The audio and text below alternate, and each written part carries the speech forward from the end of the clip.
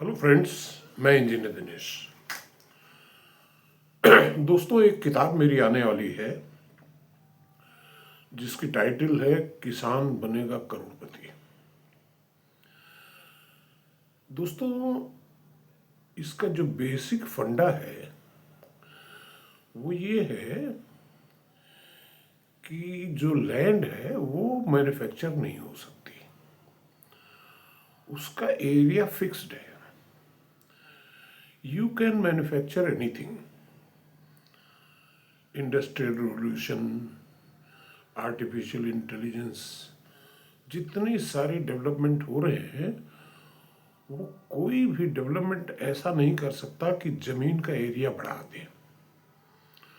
और भारत न केवल एक कृषि प्रधान देश है बल्कि दुनिया का सबसे बड़ा एरेबल लैंड वाला देश है। यानी कि खेती करने लायक क्षेत्र जो है, कल्चरेबल कमांड एरिया, हमारा विश्व में सबसे ज्यादा है। तो ये मैं मानता हूँ कि मैन्युफैक्चरिंग में हम पीछे रह गए।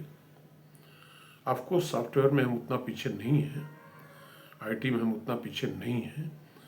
हो सकता है कि हम एआई में भी लीड ले जाएं, लेकिन एक सेक्टर जो हमारा एग्रीकल्चर का है वो एक टर्न अराउंड दे सकता है। क्योंकि देखिए, ग्लोबल पॉपुलेशन हैज इंक्रीज्ड और भारत की पॉपुलेशन तो बढ़ ही रही है। तो food security and quality food, ये वैश्विक अर्थव्यवस्था में इसका बहुत बड़ा स्थान होने जा रहा है। और भारत जैसे देश जहाँ पे कि तीन तीन फसलें होती हूँ साल दर साल, सिंचाई के साधन हो, पानी की उपलब्धता हो, तो हमें अपने एग्रीकल्चर सेक्टर में अगर हम एआई का समावेश कर लें, फार्म मैकेनाइजेशन कायदे से कर लें, सिर्फ ट्रैक्टर पे ही डिपेंड न करें, छोटी छोटी मशीनें ले आएँ फार्मिंग की, तो उससे हमारे गांवों से जो पलायन हो रहा है वो रुकेगा।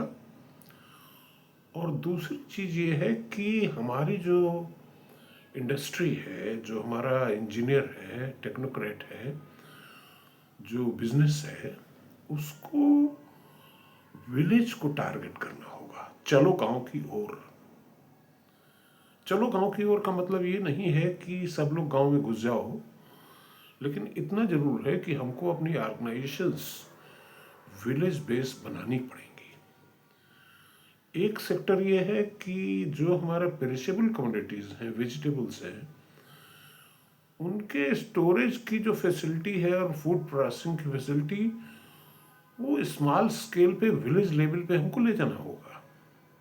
फार्म मैकेनाइजेशन के अलावा जो प्रोड्यूस हम बनाते हैं, जो वेजिटेबल्स हम पैदा करते हैं, वो ज़्यादा दिन तक कैसे रखी जा सकें, एक्सपोर्ट कैसे हो सकें, उनका डिहाइड्रेशन करके, वैक्यूम इवापोरेशन करके कैसे एक्सपोर्ट किया जा सके, फूड प्रोसेसिंग की क्या संभावनाएं हो सकती हैं, इस पे काम होना चाहिए।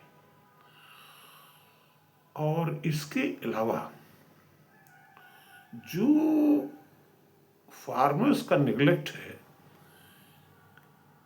देखिए फार्मिंग के जो हमारे फार्म एग्रीकल्चर के जो हमारे लीडर्स हैं, जो किसान नेता जिसको हम कहते हैं, they have got it all wrong.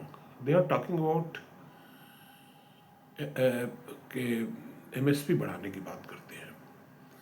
अरे तुम ऐसा क्यों नहीं करते हो कि वो फसलें पैदा करो जो ज़्यादा डिमांड में हैं।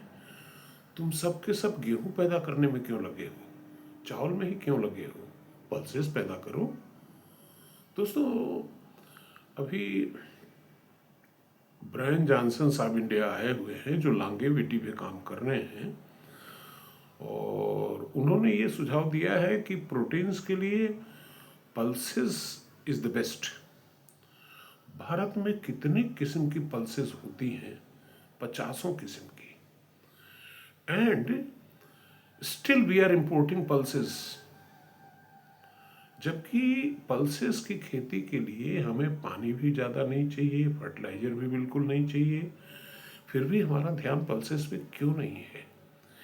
इस तरह से एग्रीकल्चर में इतनी सारी चीज़ें हमारी छूटी हुई हैं जिस पे हम फोकस करके वर्ल्ड का नंबर 1 तो एग्रीकल्चर में बन ही सकते हैं, भले मैन्युफैक्चरिंग में न बन पाए आने वाले कुछ सालों तक।